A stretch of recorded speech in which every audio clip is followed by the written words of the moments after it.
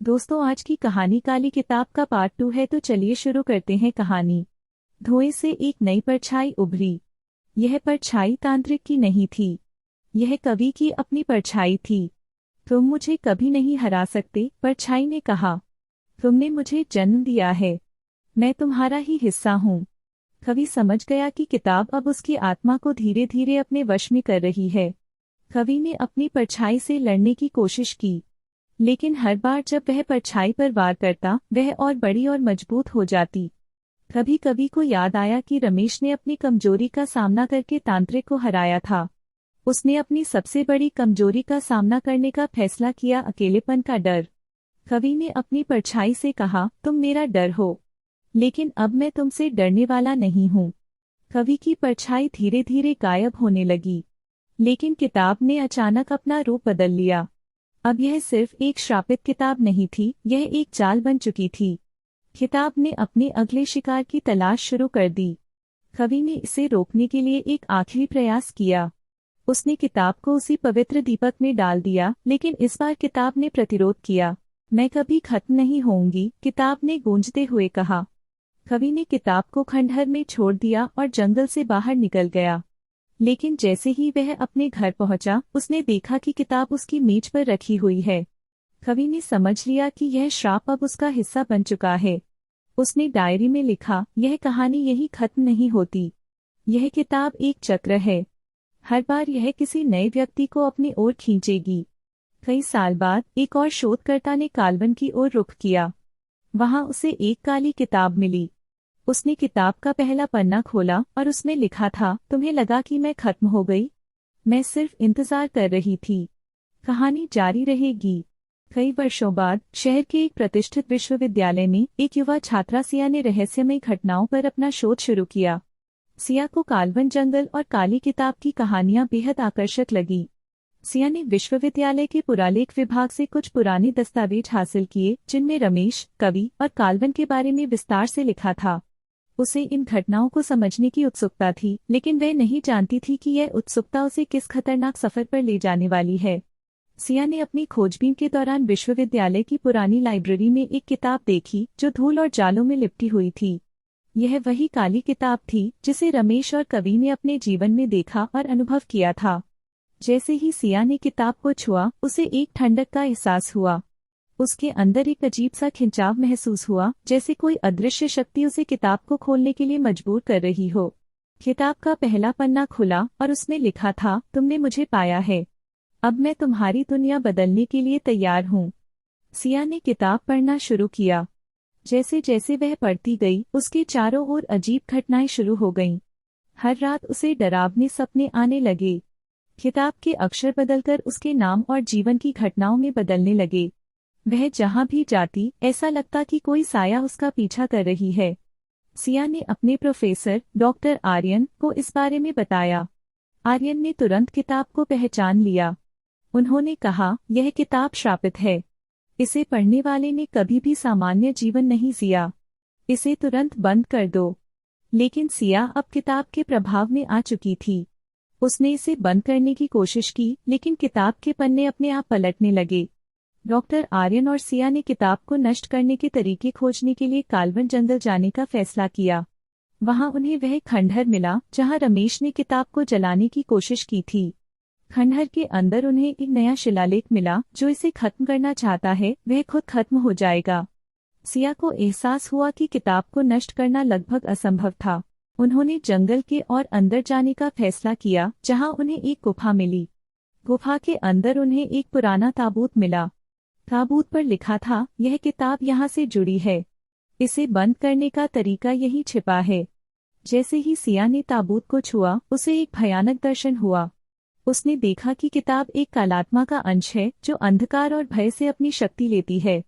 तुम इसे नष्ट नहीं कर सकती, तुम सिर्फ इसे एक नई जगह पर छुपा सकती हो, एक आवाज ने सिया से कहा। डॉक्टर आर्यन ने ताबूत को खोलने का प्रयास किया, लेकिन जैसे ही उन्होंने ऐसा किया, गुफा कांपने लगी। किताब हवा में उठी और उसके पन्नों से तेज रोशनी निकलने लगी। आर्यन ने सिया से कहा, तुम्हें इसे यहीं छोड़ना होगा। यह श्राप मेरे जीवन से जुड़ा हुआ है, मुझे इसे खत्म करने देना होगा। आर्यन ने ताबूत को बंद करने और खुद को गुफा के भीतर कैद करने का निर्णय लिया। जैसे ही ताबूत बंद हुआ, किताब की शक्ति कमजोर पड़ने लगी। सिया ने गुफा से बाहर निकलकर पीछे मुड़कर देखा। गुफा के द्वार बंद हो गए थे और जंगल शांत हो गया था। सिया ने सोचा कि यह श्राप अब खत्म हो गया है। उसने अपनी पढ़ाई पर ध्यान देना शुरू किया और किताब के बारे में अपनी रिसर्च बंद कर दी। लेकिन कई महीनों बाद जब वह अपने शोध के दस्तावेज पर काम कर रही थी, उसने देखा कि उसके कमरे की मेज पर वही काली किताब रखी हुई थी। किताब का पहला पन्ना खुला था और उसमें लिखा था, तुमने सोचा कि यह अंत है, मैं अब तुम्हारे भीतर हूँ। सिया ने महसूस किया कि यह श्राप खत्म नहीं हो सकता। यह हर बार एक नई कहानी के रूप में लौटता है। उसने किताब को जलाने की कोशिश की, लेकिन यह गायब हो गई। सिया को एहसास हुआ कि यह किताब अब सिर्फ एक वस्तु नहीं थी, यह अब उसका हिस्सा बन चुकी थी। सिया ने स्वीकार कर लिया कि यह श्राप उसके जीवन का हिस्सा बन चुका है, लेकिन उसने हार मानने से इनकार कर दिया। उसने यह तय किया कि वह हर संभव प्रयास करके इसे खत्म करेगी, चाहे उसकी जान ही क्यों न चली जाए। उसने शोध जारी रखा और भारत के प्राचीन ग्रंथों, तंत्र मंत्र की किताबों और अंधकार से जुड़े मिथकों का अध्ययन करना शुरू किया। आखिरकार उसे एक प्राचीन तांत्रिक ग्रंथ में एक संदर्भ मिला। उसमें लिखा था, हर श्राप की जड़ उसके मूल रचयिता में होती है। उसे नष्ट करने के लिए उस रचयिता की आत्मा को पूरी तरह खत्म करना होगा। सिया को समझ आ गया कि उसे उस तांत्रिक की आत्मा तक पहुंचना होगा जिसने इस श्रापित किताब को बनाया था। सिया ने किताब को फिर से खोलने का फैसला किया। उसने हर पन्ना ध्यान से पढ़ा और उसे कुछ कोडित शब्द मिले। यह शब्द उसे एक पुरानी खंडहर का पता दे रहे थे जो शहर से काफी दूर स्थित था। खंडहर तक पहुंचने के लिए उसे घने जंगल और एक खतरनाक पहाड़ी रास्ता पार करना पड़ा। रास्ते में अजीब चीजें होती रही, पेड़ अपने आप हिलने लगे, हवा में आवाजें गूंजने लगी और ऐसा लगा जैसे कोई उसे रोकने की कोशिश कर रहा हो। लेकिन सिया ने अपनी हिम्मत नहीं छोड़ी। खंडहर में पहुंचने के बाद सिया ने देखा कि वहां एक बड़ा चबूतरा था जिस पर प्राचीन तांत्रिक मंत्र खुदे हुए थे। वहां एक काले पत्थर का ताबूत रखा था। ताबूत के चारों ओर काले धागों से बंधा हुआ एक बड़ा मंत्र चक्र बना हुआ था। किताब अचानक अपने आप खुल गई और हवा में तैरने लगी। ताबूत के पास खड़ी सिया को लगा कि वहां किसी अदृश्य शक्ति का वास है। किताब के पन्नों से एक गहरी, गूंजती हुई आवाज आई, तुमने मुझे यहाँ तक पहुँचाया, लेकिन यह तुम्हारा अंत होगा। ताबूत से धीरे धीरे काला धुआं निकलने लगा और वह धुआं एक इंसानी आकृति में बदल गया। यह वही तांत्रिक था जिसने इस किताब को बनाया था। उसकी आंखें जलती हुई अंगारों जैसी थीं और उसकी आवाज गूंज रही थी, मैंने इसे बनाया था ताकि मेरा नाम और शक्ति हमेशा जीवित रहे। तुम इसे खत्म नहीं कर सकती, तांत्रिक ने कहा। सिया ने जवाब दिया, शायद तुम्हें लगता है कि तुम अजय हो, लेकिन हर अंधकार का अंत होता है। तांत्रिक ने एक जोरदार हंसी के साथ हमला किया। सिया ने अपने पास लाए गए मंत्र और पवित्र दीपक का इस्तेमाल करने का प्रयास किया। तांत्रिक और सिया के बीच एक घोर संघर्ष शुरू हुआ। तांत्रिक ने अंधेरे का जादू फैलाया जिससे पूरा खंडहर काला हो गया। सिया ने दीपक जलाया जिससे वहां हल्की रोशनी फैली। सिया ने प्राचीन तांत्रिक मंत्रों का उच्चारण शुरू किया, लेकिन तांत्रिक बार बार उन पर हावी हो रहा था। तभी सिया को याद आया कि किताब में लिखा था कि तांत्रिक की शक्ति डर से जुड़ी है। सिया ने अपनी आवाज ऊंची की और कहा, तुम सिर्फ उन पर राज कर सकते हो जो तुमसे डरते हैं, लेकिन मैं तुमसे नहीं डरती। जैसे ही उसने यह कहा, तांत्रिक की शक्ति कमजोर होने लगी। सिया ने मंत्र चक्र में तांत्रिक को बांध दिया और किताब को चबूतरे पर रखकर उसे जलाने की तैयारी की। तांत्रिक चिल्लाया, अगर तुम मुझे खत्म करोगी तो इस किताब में कैद सारी आत्माएं भी खत्म हो जाएंगी। क्या तुम उनकी दर्द की जिम्मेदार बनोगी? सिया ने एक पल के लिए सोचा, लेकिन फिर उसने कहा, यह दर्द हमेशा के लिए खत्म होना बेहतर है, बजाय इसके कि यह अनंतकाल तक जारी रहे। उसने दीपक की आग से किताब को जलाना शुरू किया। जैसे ही किताब जली, तांत्रिक की चीखें जंगल में गूंज उठीं। किताब के साथ साथ तांत्रिक की आत्मा भी राख में बदल गई। खंडहर शांत हो गया। सिया को लगा कि उसने इस श्राप से दुनिया को मुक्त कर दिया है। वह थकी हुई लेकिन संतुष्ट थी। जब वह जंगल से बाहर निकली तो सूरज उग चुका था। ऐसा लग रहा था जैसे अंधकार अब हमेशा के लिए खत्म हो चुका है। कुछ महीनों बाद जब सिया अपने शोध कार्य में व्यस्त थी, उसने देखा कि एक छात्र ने एक नई किताब लाई थी। उस किताब का रंग काला था और उसके पहले पन्ने पर लिखा था, अंधकार कभी पूरी तरह खत्म नहीं होता, यह केवल सोता है, फिर जागने के लिए। सिया ने किताब को जलाकर अपने कंधे पर राहत महसूस की थी, लेकिन कुछ ही दिनों बाद उसे एहसास हुआ कि उसकी जिंदगी में चीजें पहले जैसी नहीं रहीं। एक दिन वह किताब फिर से अपनी मेज पर रखी हुई मिली। सिया ने सोचा कि वह उसे जलाकर नष्ट कर चुकी थी, लेकिन यह किताब बिल्कुल वैसी ही थी जैसे उसने उसे पहले देखा था। उसका दिल जोर से धड़कने लगा। उसने डरते डरते किताब के पहले पन्ने को खोला और फिर वही शब्द पढ़े, तुमने सोचा था कि तुम मुझे खत्म कर सकोगी, लेकिन मैं हर बार लौट कर आता हूँ। सिया ने महसूस किया कि यह वही किताब है, लेकिन यह पहले से कहीं अधिक शक्तिशाली लग रही थी। जैसे ही उसने किताब को बंद किया, उसे लगा कि उसका शरीर फिर से भारी हो गया है और चारों ओर अंधेरा फैलने लगा है। अचानक उसकी आंखों के सामने एक और युवा लड़के का चेहरा प्रकट हुआ।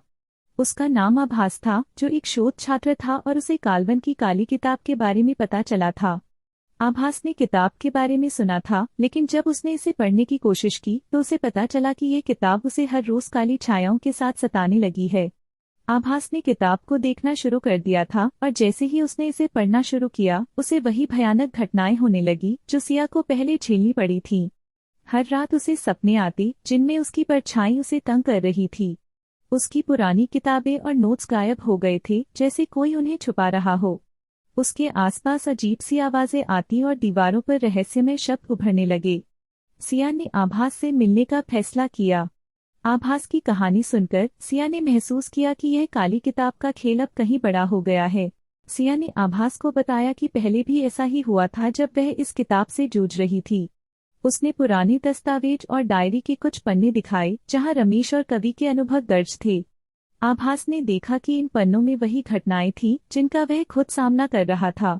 दोनों ने किताब के और गहरे रहस्यों की खोज करने का फैसला किया। सिया ने बताया कि तांत्रिक का अंत करने के बाद भी श्राप खत्म नहीं हुआ था। उसे यह महसूस हुआ कि किताब खुद एक जिंदा अस्तित्व बन चुकी है जो बार बार अपने शिकारों को खींचती है। सिया और आभास ने तांत्रिक के अवशेषों की और गहन खोज शुरू की। उन्हें पता चला कि तांत्रिक के कई अन्य शिष्य भी थे जिनकी आत्माएं अब किताब के साथ बंध गई थीं। दोनों ने तांत्रिक ग्रंथों और पुराने पांडुलिपियों की खोज शुरू की जो काल्वन के आसपास के मंदिरों में छिपे हुए थे। वहां उन्होंने पाया कि तांत्रिक ने अपने मृत्युपरांत एक मंदिर बनवाया था जहां उसकी आत्मा की पूजा की जाती थी। मंदिर में मिली पांडुलिपियों ने उन्हें बताया कि तांत्रिक के मंत्रों को नष्ट करना असंभव था। वे मंत्र केवल उनके संरक्षण में काम करते थे और हर बार कोई नया व्यक्ति इनका सामना करता था। सिया ने आभास को बताया कि उन्हें उस मंदिर में जाकर एक अंतिम लड़ाई लड़नी होगी। सिया और आभास ने मंदिर की ओर लंबी यात्रा की। वहां पहुंचकर उन्होंने देखा कि हर जगह काले धुएं की गंध थी और उनकी सांसें भारी हो गई थीं। मंदिर के मुख्य कक्ष में उन्हें तांत्रिक की भूतिया उपस्थिति महसूस हुई। उसकी आवाज उनके कानों में गूंजती रही, तुम मेरी ताकत से भाग नहीं सकते, मैं तुम पर हावी हो जाऊंगा। लेकिन सिया ने अपनी हिम्मत नहीं हारी। सिया ने पुरानी पांडुलिपियों को पढ़ा और उनके मंत्रों की प्रतिकृति तैयार की। उसने और आभास ने तांत्रिक के द्वारा बनाए गए एक विशेष मंत्र को समझ लिया था जिसे उन्होंने गहराई से पढ़ा। उन्होंने मिलकर उस मंत्र का उच्चारण करना शुरू किया और जैसे ही उन्होंने किया, तांत्रिक की भूतिया आत्मा धुआं बनकर उड़ गई। सिया ने आभास को समझाया, तांत्रिक की आत्मा नष्ट हो गई है, लेकिन उसकी किताब अभी भी जीवित हो सकती है। तांत्रिक के मंत्र के खत्म होने के बाद सिया और आभास ने देखा कि किताब वहां नहीं थी। उन्होंने उसे पूरी तरह से गायब होते हुए देखा, लेकिन सिया ने महसूस किया कि डर अभी भी उनके आसपास था। वह किताब कहीं और छिप सकती थी और उसे लौटने में समय नहीं लगेगा। आभास ने सिया से पूछा, क्या यह खत्म हो गया है? सिया ने सिर हिलाया और कहा, शायद, लेकिन हमेशा यह सवाल उठता रहेगा, क्या अंधकार कभी भी पूरी तरह खत्म हो सकता है? कुछ समय बाद सिया ने महसूस किया कि वह पहले की तरह सामान्य नहीं रह गई थी। उसकी नींद, उसके सपने और उसका जीवन हमेशा के लिए बदल गया था। वह किताब कभी भी वापस आ सकती थी, लेकिन अब उसका डर नहीं रहा। उसने यह मान लिया था कि अगर अंधकार लौटता भी है तो उसे हर बार उससे लड़ने के लिए तैयार रहना होगा। और कहानी यहीं खत्म नहीं होती। सिया और आभास ने समझ लिया था कि जब भी वे कोशिश करेंगे, किताब उन्हें हर बार वापस खींचेगी। हालांकि तांत्रिक की आत्मा खत्म हो चुकी थी, लेकिन उनके अंदर यह विश्वास भी गहराया था कि अंधकार कभी भी पूरी तरह खत्म नहीं होता। दिन गुजरते गए, लेकिन सिया और आभास ने महसूस किया कि उनका डर कहीं गहरे बैठ चुका है। एक रात जब सिया अपने कमरे में थी, उसने फिर से वही काली किताब अपने बिस्तर के पास पड़ी देखी। उसकी सांसें रुक सी गईं। सिया ने धीरे धीरे किताब को उठाया। उसकी उंगलियां पन्नों पर फिसलने लगी। जैसे ही उसने पहला पन्ना खोला, उसे वही खतरा महसूस हुआ। इस बार किताब के पन्नों पर कुछ नया लिखा था, मैं लौट चुका हूँ और इस बार मैं तुम्हारे सबसे करीब हूँ। सिया ने घबराकर किताब को जल्दी से बंद कर दिया, लेकिन उसकी धड़कनें तेज हो चुकी थीं। क्या यह सचमुच वही किताब थी? क्या उसने अपने भीतर छुपी शक्ति को पहचान लिया था?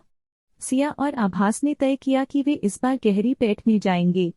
उन्होंने महसूस किया कि तांत्रिक की आत्मा केवल किताब में कैद नहीं थी, वह उनके अपने भीतर भी कहीं छुपी हो सकती है। आभास ने सिया से कहा, अगर इस बार हमें जीतना है तो हमें खुद के भीतर की गहराई में उतरना होगा। दोनों ने अपने सबसे गहरे डर का सामना करने का निर्णय लिया। सिया और आभास ने एक साथ मंत्रों का उच्चारण किया, लेकिन इस बार उन्होंने अपनी आत्मा को भी उसमें शामिल किया। वे तांत्रिक की आत्मा के साथ एक गहरी जंग में उतर चुके थे। आखिरी बार जब वे लड़ रहे थे, तांत्रिक की शक्ति का कोई अंतिम स्रोत था, लेकिन इस बार वे महसूस कर रहे थे कि उन्हें खुद की ताकत को पहचानना होगा। सिया ने कहा, हमेशा के लिए डर से भागने का कोई मतलब नहीं। हमें अपनी आत्मा को इस अंधकार में ढालना होगा। जब सिया और आभास ने अपनी ऊर्जा का समर्पण किया, उन्होंने देखा कि तांत्रिक की शक्ति अब पहले जैसी नहीं रही। उसकी आत्मा कमजोर पड़ चुकी थी।